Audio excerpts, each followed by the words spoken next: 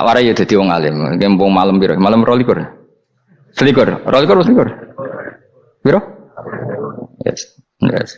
Anggap ae Lailatul Qadar ora usah darani ganjil. Sing darani ganjil ya sapa? Aneh-aneh. Lailatul Qadar ya mulai tanggal 1 Ramadan. Malah ulama sedarani mulai ruwah. Iso wis ke ruwah wingi. Wis bar. Wong kula sering tau Lailatul Qadar kadang mulut, kadang Dzulhijjah. Kula kan jenisnya on time. Kaya wong melarat, dene dhuwit pendak entuk THR. Nah wong marang pangeran ya sawal selo besar ya entuk napa? Lailatul Qadar. Mergo Lailatul Qadar iku malam diturunane Quran. Quran itu turun Ramadan tok apa tau Sawal ta? Sawal ya tau, Dzulhijjah tau. Dzulhijjah tau. Bolak-balik al-yauma akmaltu lakum turun to bulan apa? Dzulhijjah. Kowe mari amatir, itu angel terang. Sing darane Lailatul Qadar iku malam diturunne Quran. Quran turune iku pira? Ya macam-macam, Ramadan nggih bolak. Lah tapi ana kelas-kelas premium, ana kelas umum, kelas umum ya pokoke Ramadan. Sing ganjil dipilih salah sitok. Dadi iku pembatasan apa? Nah, Quran dhewe turun coba surat paling terkenal, ayat paling terkenal al-yauma akmaltu lakum turun tanggal pira? Tanggal 9 Arafah Dzulhijjah haji wada. Padahal ta'rif Lailatul Qadar apa unzila fihil Quran. Ya tapi ilmu ini mari debat biasa. Umume wong ora takok wong Gus nuzul Quran tanggal pira 17. Lailatul Qadar tanggal 21. Ya jare nuzulul Quran yo pas Lailatul Qadar. Wong-wong nak muni bingung nang wong. Nah aku sira bingung. Lha kok ora tau mikir jajal. Nuzulul Quran sing resmi ning kitab-kitab tanggal pira? 17. Lailatul Qadar tanggal. Padahal Lailatul Qadar disifati apa? Malam turune. Doa, nek ora tau bingung ngono. Wong ana kadang ngirim wong goblok, wong kok ayeme ngono. Iki ora tau mikir. Aku men goblok-goblok. Dadi ana ilmu paradok barang ya tenang, ya santai. Padahal ya tak bedhek ya nuzul Quran tanggal piro sing resmi cara kitab-kitab. 17 Ramadan. Lailatul Qadar sing resmi 21 nganti 29. Terus Lailatul Qadar iku wulan apa? Wulan diturunkannya Al-Qur'an. Berarti tanggal piro? Bocah dijak pinter. Ya kan inna anzalnahu fi lailatul qadar. Saya tak tahu. Nuzul Quran tanggal piro? 17. Lailatul Qadar. Seliko. Terus Lailatul Qadar ku malam diturunkannya Al-Qur'an turun tanggal 17. Berarti Lailatul Qadar tanggal ada dik. Ora tau iskal yo gumen mbek wong-wong. Yo kok penak wae. Mulai dadi wong alim loro, Kang ora usah mari iskal. Ngatuk ditung bodho penak. Pokoke nuzul Quran tanggal piro Kang? 17. Lailatul Qadar selikur. Lha jare Lailatul Qadar bulan 7 Quran kok beda tanggale. Kan gak tau ge mikir. Alhamdulillah. Tanggalan. Lailatul Qadar tanggal piro? Saya kis pinter. Tanggal piro, Bos? Gitulah berarti sekeliwat. Jadi ilmu itu kabeh bingung no kan. Ya biasa bingung. Mulane yang bodoh barokah. Barokah. Barokah. Kula cara ora dipilih pangeran nggih milih dadi wong bodoh, tapi wong pangeran milih kula dadi wong pinter dadi tak syukuri wae. Tapi kadang kula iri, wong bodoh ku iri. Modele penak urip ngono. Santai. Ya saiki ya Lailatul Qadar ku sifate apa? Inna anzalnahu fi lailatul. Normale kan ainun nuzulil Quran yo ainul lailatul Qadar. Berarti tanggal piro? Dorawade lagi. Innalillahi wa inna ilaihi raji'un. Kita warai ilmu cara wong alim. Meskipun sampean boleh bantah siji yo kadang keterbatasan ilmu. Nomor loro hasud, bantah kan sebabnya macam-macam. Hasud. Nomor 3 bantah go kegiatan. Kayak wong kuliah nak agak kritis kan darani ra pinter.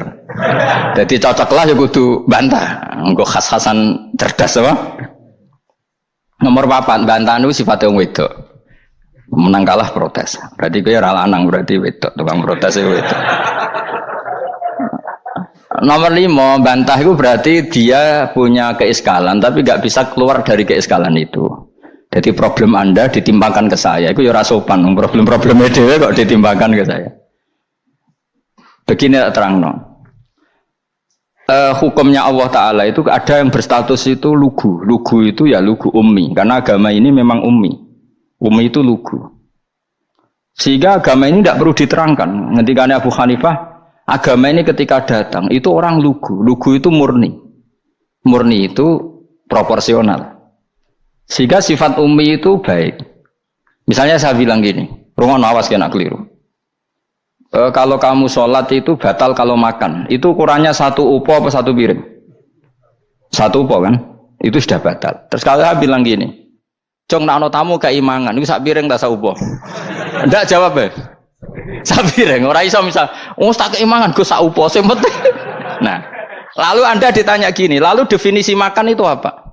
Memasukkan satu piring ke mulut, apa satu upo ke mulut? Dalam bab sholat, satu upo ke mulut itu makan. Tapi dalam bab hormat tamu itu satu piring. Setuju ya? Tawarai pinter kayak. Ayo tawarai ya. Wes setuju ya? Wes pinter. Lo jawab wes pinter. Urung. Lailatul Qadar ya kono. Misalnya Lailatul Qadar menjadi super karena ada sesuatu yang super turun, yaitu Lailatul Quran. Jadi menjadi super karena yang turun adalah sesuatu yang super, dan itu artinya tanggal. Loh, salah nih aku cek. Iku utek tanggal selikur kabeh sing ngaji ning ngene. Oh jelas inna anzalnahu fi lailatul qadar. Hurujuk ning ndi? Quran kan? Wa ma adraka ma lailatul qadar. Lailatul qadri khairum min alfi syahr. Makanya Lailatul Qadar itu ya bisa saja tanggal 1 kemarin sudah kelewat. Mbok entah ini jebelis baris dada atau mungkin Saban. Jadi perdebatan ulama tentang Lailatul Qadar, malah ada wali yang bilang saya tiap hari mendapat Lailatul Qadar. Nah, itu malah ra kelas meneh, malah pusing, malah napa? Pusing. Udah enggak usah mikir itu. Jadi hukumnya Allah itu ada dua. Ada hukum itu lugu dan ini bagus. Makanya saya itu kenangan saya terbaik dalam membela Allah dan Rasul. Saya ulang lagi, kenangan saya terbaik dalam membela Allah dan Rasul itu masalah faraid. Dulu mungkin banyak yang ingat lah ketika tahun berapa lupa saya, tapi ada seorang menteri dan pakar Islam menggulirkan isu hak waris itu sama, lelaki dan perempuan sama, alasannya karena perempuan sekarang kerja. Jadi gara-gara kesamaan gender kemudian mereka ingin bagi waris itu apa? Sama lidzakari mislu hadzil unsayain itu ditentang. Gerakan itu pernah menguat, termasuk yang bisa dengan tanda kutip bisa menghentikan gerakan itu termasuk itu saya. Yang punya pikiran gitu tak parani, tak tantang begini. Saya bilang gini, Anda ngomong ini itu karena pinter apa karena tren? Tak tanya, ya karena pinter. Saya ini kan orangnya keren, punya kepangkatan jos lah. Ya kepangkatan jos, kepangkatan dunia, mesti cara pangeran bojos ora ya ora. Cara ukuran dunia itu jos lah. Tak tanya, saya itu Pak Ba, termasuk yang setuju gerakan kesamaan gender. Dulu kan lelaki perempuan itu beda sekali karena lelaki kerja perempuan tidak. Sekarang sama-sama kerja maka warisnya harus sama. Terus saya tanya gini, lalu penyebab warisan itu kerja apa lelaki? Dia jawab kerja. Dia nggak ngerti kalau ngadepin saya. Saya ini kan orang alim yang biasa belajar mantek. Dia ini roh nak aku ngalim. Sembrono ya jadi ini. Ketika tak tanya gini, lalu misalnya saya punya anak, yang anak saya putri itu direktur BUMN atau direktur bank atau direktur PT besar. Kemudian anak lelaki saya idiot, goblok. Warisannya dikasihkan siapa? Kalau kerja adalah alasan dapat warisan, berarti anak saya perempuan itu yang dapat warisan dong. Anak saya lelaki kan idiot, nggak kerja. Lalu warisan itu berdasar prestasi apa empati? Kalau berdasar prestasi malah Anda ini aneh. Sudah kerja direktur BUMN hanya karena dia kerja, dia dapat warisan karena Anda bilang asbabul irsi adalah kerja. Kalau saya bilang karena empati, saya juga gak fair. Yang kerja juga butuh modal gak saya warisi, tapi yang idiot tak warisi karena warisan berdasar empati. Lalu Anda milih mana? Bingung deh. Sampai dia ikrar, saya belum pernah mendapat perlawanan seperti ini karena Anda ngomong sama orang-orang goblok, kata saya. Terus saya bilang, saya ini ngaji Wahab khatam berkali-kali. Anda mungkin baca kitab Wahab itu hanya terjemah. Maka menurut Islam yang menjadi hak waris itu sebabnya zukurah wal unasah, kelelakian menjadi dapat 2 bagian, keperempuanan menjadi 1 bagian, dan itu Islam tidak mau urusan dengan prestasi maupun empati, mujarrodul zukurah dan mujarrodul unusah.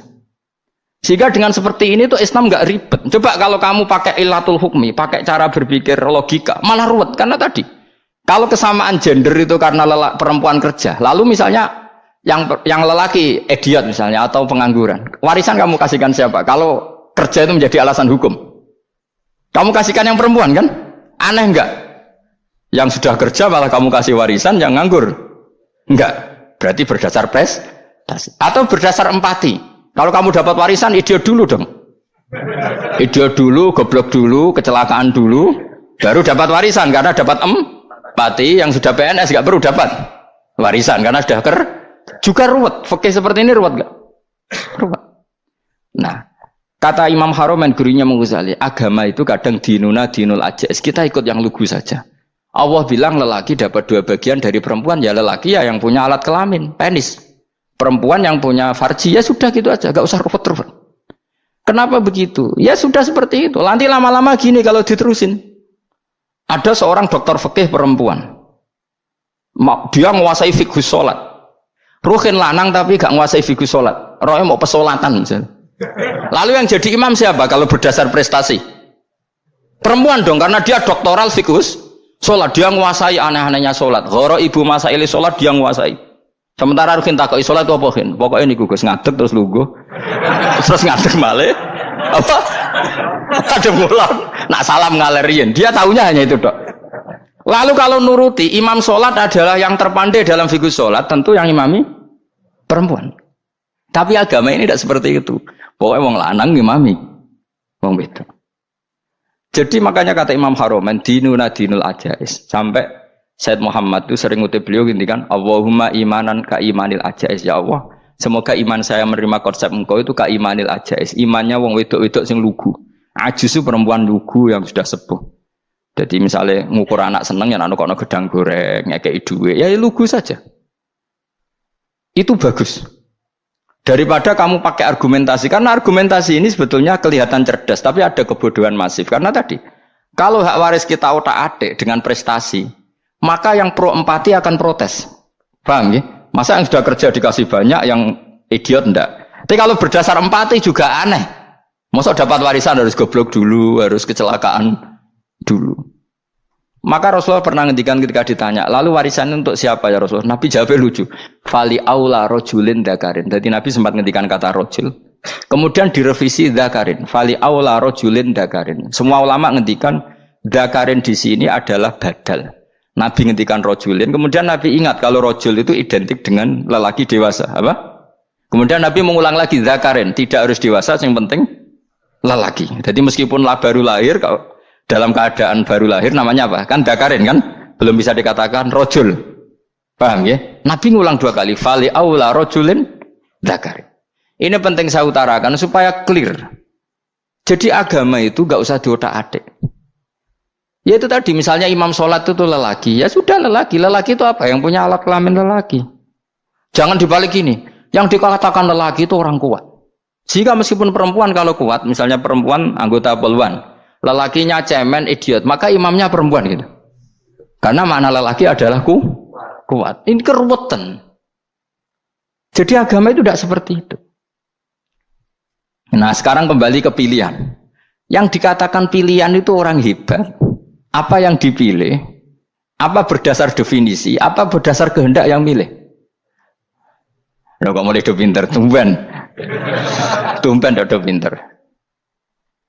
Alam raya ini milik Allah. Dan semua di alam raya ini milik Allah. Maka dipilih tidak dipilih itu terserah yang punya apa terserah kita. Apa terserah kriteria, apa terserah definisi. Dalam konteks kita sebagai objek diambil, tentu terserah yang punya. Kemudian Allah bilang, orang-orang itu saya pilih. Nah kalau milihnya Allah berdasar kepunyaan, tentu Allah boleh dong memilih orang yang sebetulnya berstatus dolim. Ya tapi ya tetap dia dolim, tapi ya tetap dipilih. Kenapa ya? Karena Allah yang punya. Saya misalnya orang kaya, boleh nggak punya HP buruk? Boleh kan? Terserah saya. Saya orang kaya, beli HP mahal, medium dan paling buruk, boleh enggak? Boleh saya yang punya. Nggak boleh, Gus, dengan orang kaya harus beli HP yang mahal. Yang bilang harus siapa? Nah, kegoblokan kita ini seperti ini. Nak wong sugih HP ini kudu larang. Nak wong alim kudu bojone ayu. Sing kudu darani kudu ayu sapa? Nak maji jalan nang dumdu swarga lho kudu iku sing swargane mbam tapi kudu. Nah, kita ini sering berpikir ngatur Tuhan. Nah, Indonesia negara yang mayoritas muslim terus Islam Indonesia kudu dadi sampling Islam seluruh apa? Dunia. Ya ora usah sombong ngono ya keben mayoritas juga wonge kakean ngono ae ora perlu GR jadi sampling percontohan Islam internasional ora perlu ngono. Lah misalnya terus dadi contoh misalnya nang Masjid Haram niru Jumatan ning Indonesia berangkat mbek do rokokan. Bariku teki diusep-usepno ning pojok pager. Lah misalnya wong Mekah terus do ngono kabeh karena mencontoh Islam Indonesia. Kacau gak? Ora usah GR ngono biasa wae. Napa? Biasa wae. Terus misalnya mencontoh Islam Indonesia, Indonesia nak jaran Wali Songo terus tahlilan nunggu nganti setengah jam. Lah terus raudhah dikepung ngono rak macet Mekah Madinah. Mergo agar ziarah Nabi terus lungguh apa? Sak jam. Nak ning wali sak jam ning Nabi 2 jam lah kira-kira gitu. Ya malah nganyak Kanjeng Nabi tuh. Nabi sekaruan afdhalul khalqi mbok dongakno wa maghfir lahu warhamhu. Iku malaikat sak langit misah. Ya Nabi kok dongakno di sepuro. Kowe tapi ya butuh sepuro. Enggak boleh doakan Nabi gitu, enggak boleh. Allahumma sholli ala sayyidina Muhammad wa ala alihi. Enggak boleh pakai ighfir lahu. Masalah kita tahlilan apa alam donga iku terus kamu gunakan. Ya misalnya terjadi percontohan Islam dunia terus Nabi kapundhut ditalkin, nek ditakoki waman rabbuka piye. Terus Nabi warai waman nabiyuka. Mesti Nabi yo pro, lah aku Nabi coba takoki. Jadi kita ini sering kumo luhur karena kita mayoritas terus jadi percontohan Ora usah ngono. Paham ya napa? Ndak usah ngono, mayoritas ya mayoritas sae, tapi ora usah GR jadi apa? Percontohan internasional. Mungkin kalau masalah Islam damai ya bagus. Tapi itu kan tidak hanya Indonesia. Di mana-mana yang Islam damai juga banyak. Dan yang tukaran juga banyak. Toh yang tukaran nggak pernah maklumatkan diri ini percontohan janda. Ya biasa saja. Saya ulang lagi ya. Maka menurut saya nggak akan benar pendapat Khawarij atau pendapat Islam yang keras bahwa orang dosa besar itu keluar dari Islam. Karena ketika Allah mengatakan kemudian aku pilihkan kitab ini tak kasihkan orang-orang yang saya pilih, itu diantara yang pertama adalah meskipun mereka sebagian tetap zalim. Artinya tetap zalim itu tidak menjadi dia keluar dari status Islam. Paham ya? Sekarang saya tanya, yang dikatakan warga Indonesia itu siapa? Ya siapapun yang bergeografis di Indonesia, lahir sebagai akte Indonesia, ya orang Indonesia. Kemudian ada yang penjahat, ada yang maling, kita penjara. Apa dia keluar dari kebangsaan Indonesia? Enggak kan? Sama ketika orang Islam menjadi zina dan fase koruptor, keluar dari Islam enggak? Enggak. Karena Allah tetap bilang faminhum. Apa? Faminhum. Jelas ya? Wes kayak gak ngarah Khawarij. Kenapa? Kalau Khawarij cara berpikir itu ekstrim. Setiap dosa besar itu mengeluarkan orang dari status Islam. Oh, itu bahaya sekali. Karena nanti kalau itu iya, kita akan kehilangan banyak orang nopo Islam. Makanya Nabi nanti ngendikan, saya berharap yang nanti masuk surga dari umatku itu separuh, 2/3. Itu kata ulama-ulama. Kalau kita pakai mazhab Khawarij, orang Islam itu tidak sampai 1/3. Karena banyak yang keluar dari Islam. Duwe keris gak Islam, duwe akeh ra Islam, nglakoni jimat gak Islam, nyekel patok gak Islam, dosa gede gak Islam, korupsi gak Islam. Terlalu banyak yang kita usir dari Islam. Lalu kita ngusir atas nama apa? Coba. Kalau atas nama Tuhan, kamu tidak Tuhan. Atas nama wakil Tuhan, Tuhan tidak pernah mewakilkan ke Anda. Orang-orang mandate. Yang kita tahu dari Quran ya ayat ini, tsumma awrasnal kitabal ladzina astafaina min ibadina. Kemudian kitab ini tak kasihkan orang-orang yang saya pilih, dan orang yang saya pilih itu faminhum zalimul li nafsi, dan sebagian dari itu adalah orang zalim, dan itu jelas bagian dari itu. Artinya keluar apa masuk? Keluar apa masuk? Masuk. Meskipun ya yang zalim tetap berstatus zalim, kayak warga Indonesia ini semua warga Indonesia. Paham ya? Yang maling ya tetap warga Indonesia, meskipun ya tetap maling. Jelas ya? Lu tenang orang gitu. Makanya ahli sunnah itu pendapatnya falam nukafir mu'minan bil wisri. Kita tidak akan mengkafirkan orang mukmin hanya karena melakukan dosa. Kenapa ya? Karena Allah bilang faminhum setengah sangking itu masuk bagian. Dan itu luar biasanya Allah disebut istofaina. Tetap orang-orang pilihan. Maka ini penting saya utarakan supaya kita ini tidak sok-sokan ya. Terus yang zalimul nafsi pun potensi dimaafkan sama Allah. Asal dia tobat, dan tobat itu sama Allah nggak ada batasnya. Malam yuhur kiri sampai apa? Nafas apa? Terakhir. Dan kadang orang itu sebetulnya nggak niat tobat, cuma ada perilaku tertentu sing dadian Allah itu simpati. Itu juga banyak yang diterima tobatnya Allah. Makanya kata ulama-ulama itu, istighfar itu tidak syarat diampuni. Yang menjadi orang terampuni itu kehendak Allah. Istighfar itu bagian kecil dari syarat-syarat itu. Bisa saja orang tanpa istighfar tapi diampuni Allah. Misalnya Allah dawuh, wa yaghfiru ma duna dzalika limay yasha. Itu bukan limay yastaghfir tapi limay yasha. Contoh masyhur kan, kamu pernah dengar kan ada orang nakal itu, mau misah itu ya kira-kira lonte atau apalah. Dia datang pulang ketika melihat anjing ngeleti pasir, dia berpikir ini kehausan kayak saya. Kemudian dia turun ke sungai memberi minum anjing itu, kemudian Allah memaafkan dia karena itu. Pas itu di semua hadis riwayatnya dia tidak pernah istighfar. Telah punya perilaku yang menjadikan dia diampun. Banyak enggak seperti itu? Banyak, makanya wa yaghfiru ma duna dzalika liman yasha. Mayasa itu ya yang digedaki Allah. Bisa saja kalian ini sering istighfar tapi enggak dimaafkan Allah. Tapi delala punya satu perilaku yang cara Allah itu penting, kemudian dimaafkan. Kayak Saharatu Fir'aun itu dia tidak pernah istighfar, tukang sihir Fir'aun. Dia diampuni Allah, dikasih iman tuh gara-gara jadi wong Jogja. Terus ngono tok. Jadi pas mau duel adu sihir. Iku delala dekne mendingan ya. Qalu ya Musa imma antulqiya wa imma annakuna nahnul mulkin. Monggo jenengan riyen napa kula riyen. Dadi gara-gara dekne didikan Jogja niku. Lah wong ape duel, mestinya tarung itu semakin cepat mengambil kesempatan kan semakin menang. Ini sudah jelas tarung. Ngapunten jenengan riyen napa kula. Lha iku pangeran itu terus simpati. Wong kok sopane ngono apa? Akhirnya Allah memberi iman gara-gara apa? Imma antulqiya wa imma annakuna nahnul mulkin. Monggo jenengan riyen. Lah Musa juga Allah juga enggak terima kalau nabinya kalah sopan. Sehingga Allah memerintahkan Musa adalah sopan. Mboten jenengan mawon. Jadi Nabi Musa qala bal alqu. Jadi Nabi Musa enggak jenengan riyen mawon.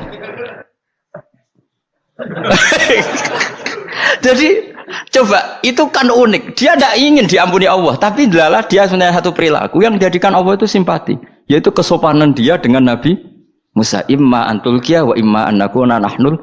Nabi Musa juga bilang qala bal alqu moga jenengan riyen mawon. Akhirnya sakit nggih nak ngoten. Makanya Fir'aun tuh mangkelnya bukan main. Ketika pertunjukan itu akhirnya kan Saharatu Fir'aun kan kalah. Setelah kalah langsung iman. Maka kata Fir'aun, ini jelas Musa itu guru kamu. Cuma pura-pura saja kamu pro saya. Lah buktinya apa? Jare buktinya tadi monggo-monggonan gitu. Makanya Fir'aun bilang innahu lakabirukumul ladzi 'allamakumus sihr. Wah, itu mesti Musa itu gurumu. Padahal dia gak kenal sama sekali. Cuma gara-gara monggo-monggonan tadi itu akhirnya terus pikirannya Fir'aun. Wah, mesti wis kenal suwi, mau gayane tok. Mergo gara-gara monggo-monggon, monggo jenengan riyen. Mboten, monggo jenengan. Jadi makanya sampean jangan putus asa. Makanya keliru sekali kalau kita bilang diampuni Allah nunggu istighfar. Enggak. Tentu istighfar penting, kita sepakat. Istighfar itu penting, kita sepakat. Tapi itu tidak satu cara-caranya Allah untuk orang bisa diampuni. Nabi misalnya ngendikan ana wa kafilul yatim kahateni fil jannah. Coba.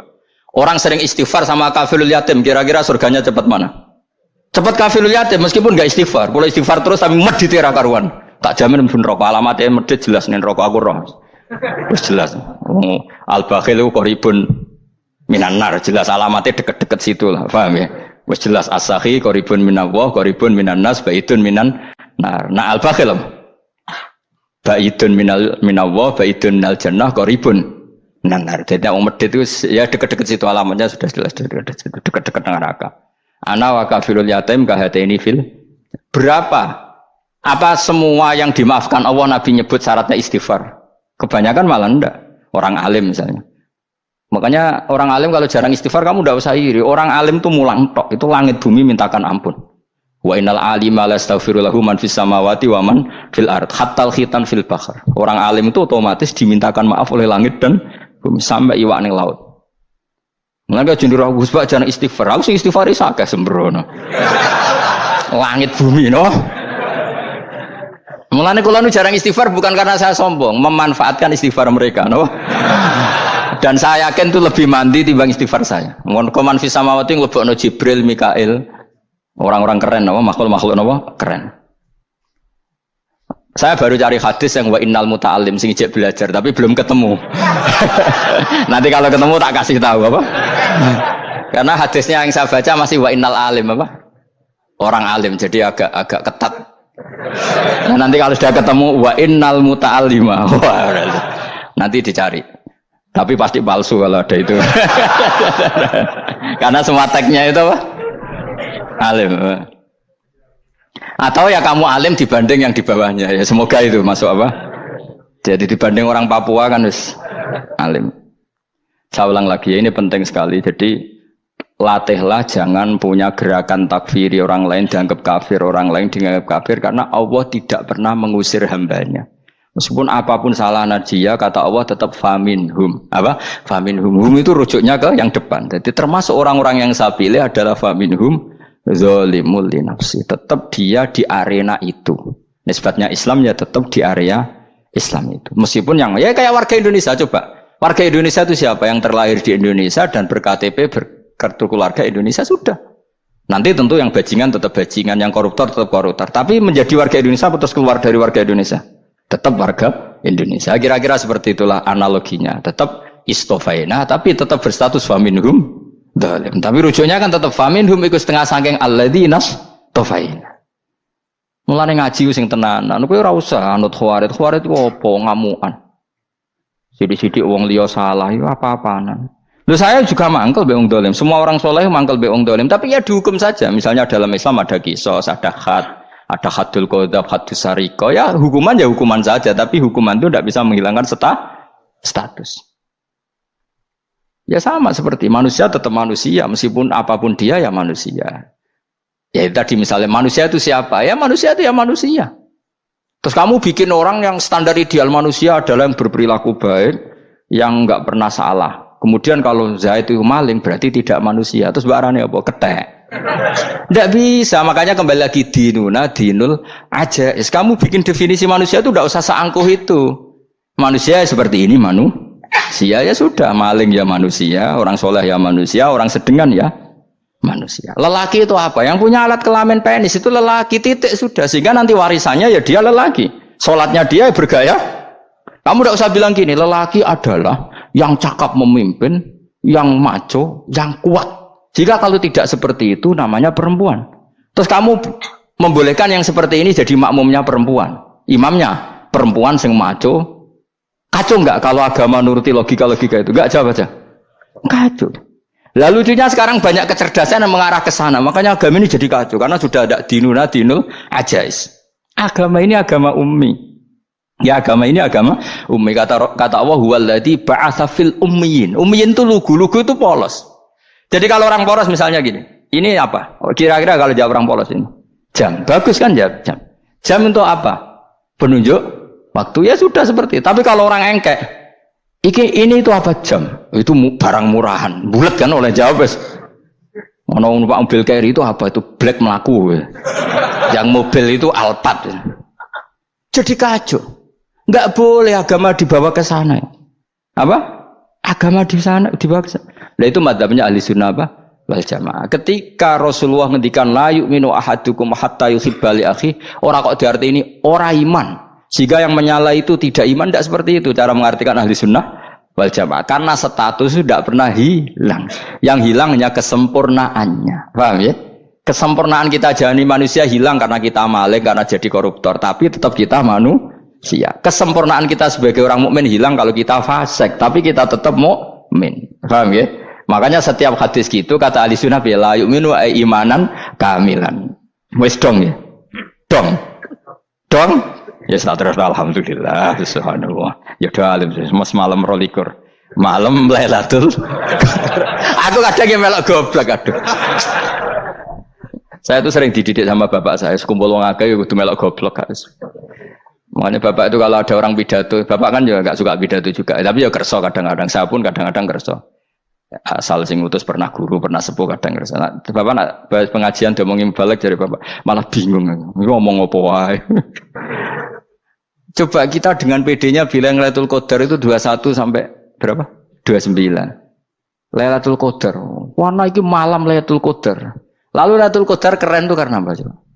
Karena nuzulul Quran. Lalu nuzulul Quran tanggal 17. Lalu Lailatul Qadar tanggal berapa? Oh, ada nih. Alhamdulillah. Tapi ini jangan jadi keiskalan yang masif itu sudah difitnah. Coro Gus Bak, ya coro Gus Bak, coro Quran ngawur gitu. Sembrono.